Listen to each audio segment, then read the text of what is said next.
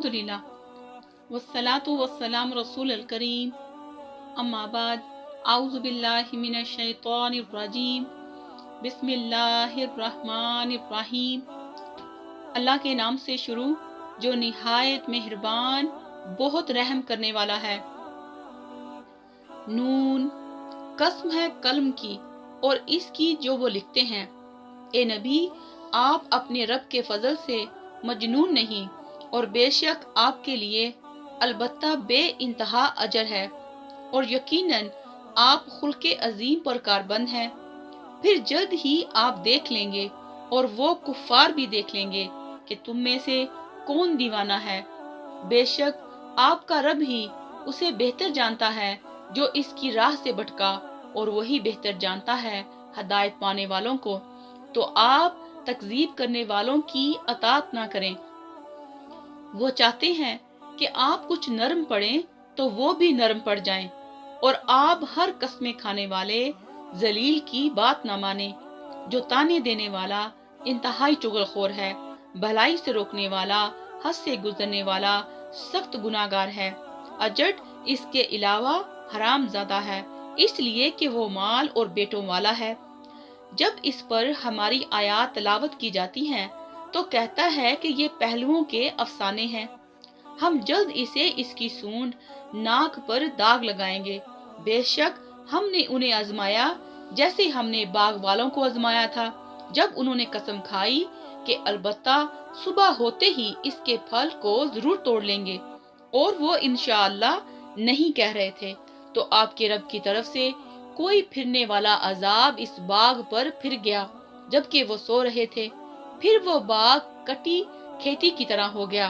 फिर सुबह होते ही उन्होंने एक दूसरे को पुकारा कि तुम अपनी खेती पर सुबह सवेरे चलो अगर तुम्हें फल तोड़ना है।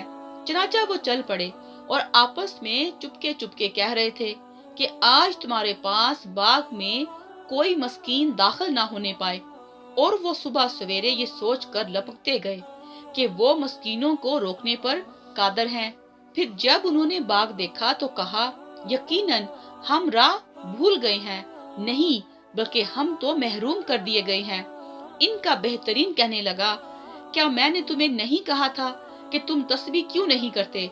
उन्होंने कहा, पाक है हमारा रब, बेशक हम ही जालिम थे।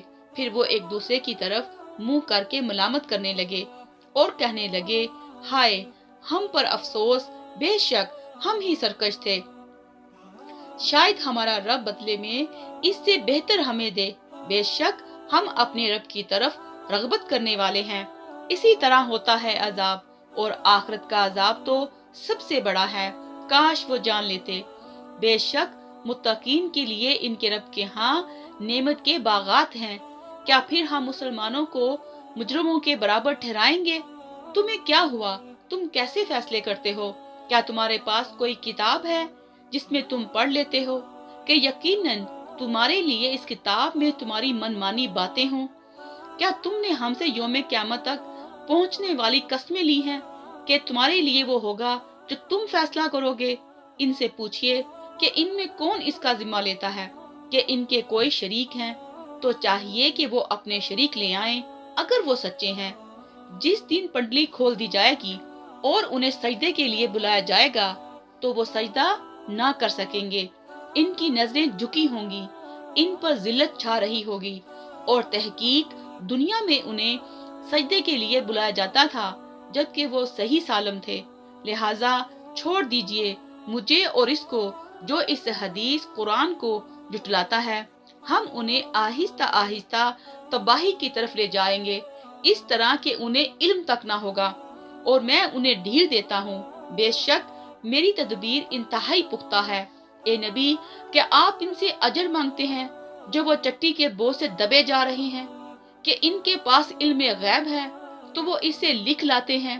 चनाचा आप अपने रब के हुक्म के लिए सब्र करें और मछली वाले यूनुस की तरह ना हो जब इसने अल्लाह को पुकारा था जबकि वो गम से भरा हुआ था।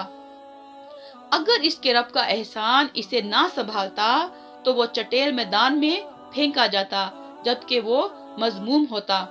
फिर इसके रब ने उसे नवाजा और इसको सालहीन में शामिल किया। اور بلا شبہ قریب ہے کہ کافر لوگ اپنی بری نظروں سے آپ کو پھسلا دیں گے جب وہ یہ ذکر قرآن سنتے ہیں اور کہتے ہیں کہ بے شک وہ تو یقیناً دیوانہ ہے، اور یہ قرآن تو سب جہانوں کے لیے نصیحت ہے۔ والسلام علیکم ورحمۃ اللہ وبرکاتہ۔